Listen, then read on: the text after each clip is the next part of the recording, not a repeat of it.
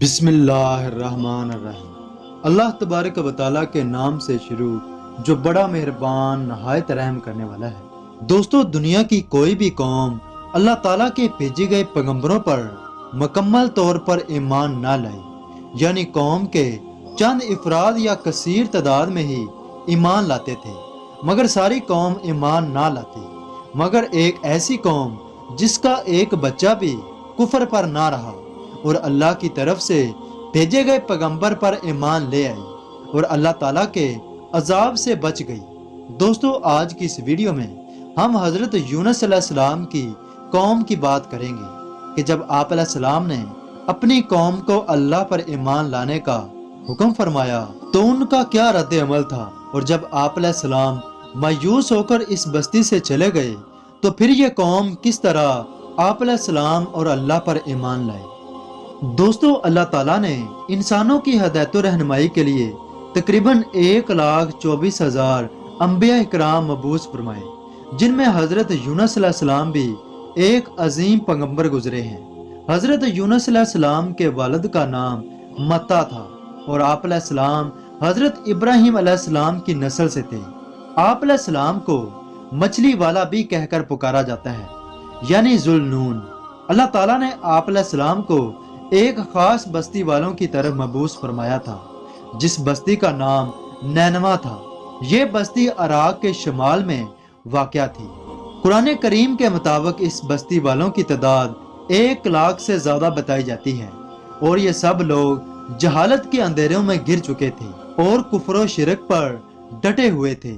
حضرت یونس علیہ السلام نے اس قوم کی ہدایت و رہنمائی کے لیے بہت تبلیغ فرمائی اور ان کو کفر و شرک کو چھوڑ کر ایک اللہ کو ماننے اور اس پر ایمان لانے کا حکم فرمایا، مگر وہ اپنے کفر پر ڈٹے رہے، بلکہ اس کے بدلے وہ لوگ حضرت یونس علیہ السلام پر ظلم کرنے لگے اور آپ علیہ السلام کو تنگ کرنے لگے۔ جس طرح تمام انبیاء اکرام نے اپنی قوم کو تبلیغ کے بدلے مصیبتوں کا سامنا کیا، اس طرح حضرت یونس علیہ السلام کو بھی کئی مصائب کا سامنا کرنا پڑا۔ چنانچہ اللہ تعالیٰ نے حضرت یونس علیہ السلام کو حکم فرمایا کہ ان کو ہمارے عذاب نازل ہونے کے خاص دن کے بارے میں بتا دیجیے۔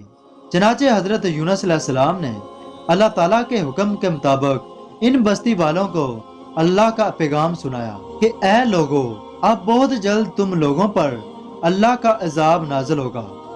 اور پھر حضرت یونس علیہ السلام خود غصے کی حالت میں اس بستی سے چلے گئے، جبکہ اللہ تعالیٰ نے صرف ان لوگوں کو عذاب کے خاص دن کے بارے میں بتانے کا حکم دیا تھا، نہ کہ اس بستی سے چلے جانے کا، جس کے بارے میں قرآن مجید میں اللہ تعالیٰ کا فرمان ہے۔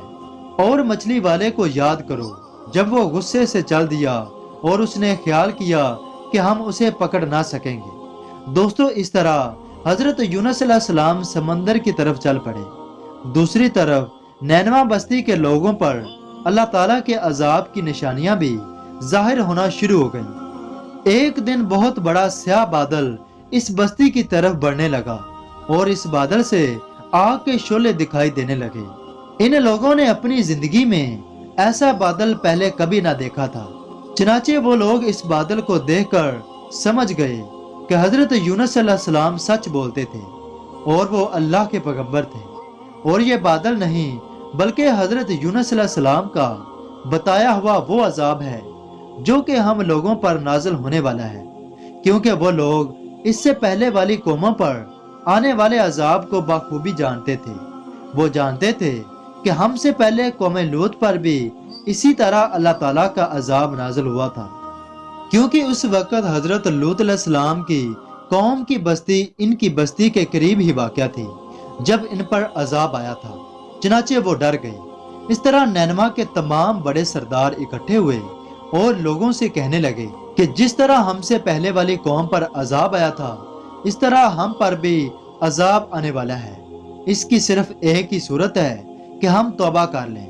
چنانچہ وہ لوگ ایک کھلے میدان میں نکل آئے اور سب علیحدہ علیحدہ ہو کر اللہ کے حضور معافی مانگنے لگے، مگر اللہ کے اس عذاب کی نشانیاں ان کے سروں پر منڈلاتی رہی، مگر انہوں نے اپنی توبہ جاری رکھی اور معافی مانگتے رہے، اور بالآخر اللہ تعالیٰ نے ان پر کرم فرمایا اور عذاب کو ان سے ہٹا لیا۔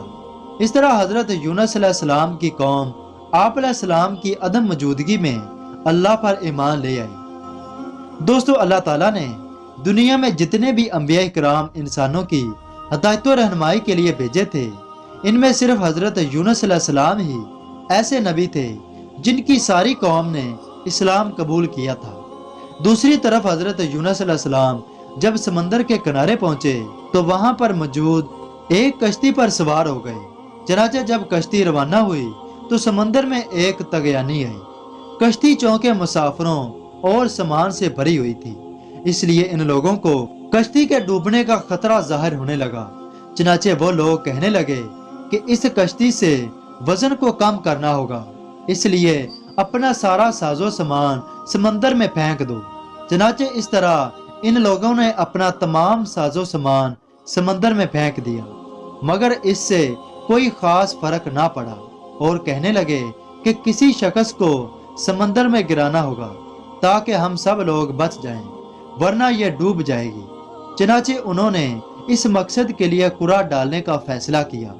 جب انہوں نے قرع ڈالا تو حضرت یونس علیہ السلام کا نام نکلا۔ جب ان لوگوں نے آپ علیہ السلام کی طرف دیکھا تو کہنے لگے کہ آپ تو چہرے سے ایک اللہ والے لگتے ہیں، ان کے چہرے پر سجدوں کے نشان ہیں۔ وہ سب کہنے لگے کہ قرع دوبارہ ڈالو۔ جب ان لوگوں نے دوبارہ قرع ڈالا تو پھر سے حضرت یونس علیہ السلام کا نام نکلا۔ سب لوگوں نے تعجب کیا۔ چنانچہ تیسری مرتبہ پھر سے قرع ڈالا گیا تو اس بار بھی حضرت یونس علیہ السلام کا نام نکلا۔ چنانچہ ان لوگوں نے مجبور ہو کر حضرت یونس علیہ السلام کو سمندر میں پھینک دیا۔ تو اس وقت اللہ تعالیٰ کے حکم سے ایک بڑی مچھلی نے حضرت یونس علیہ السلام کو نگل لیا، اور اللہ نے اسے حکم فرمایا کہ اے مچھلی، یہ تمہارے پاس ہماری امانت ہے۔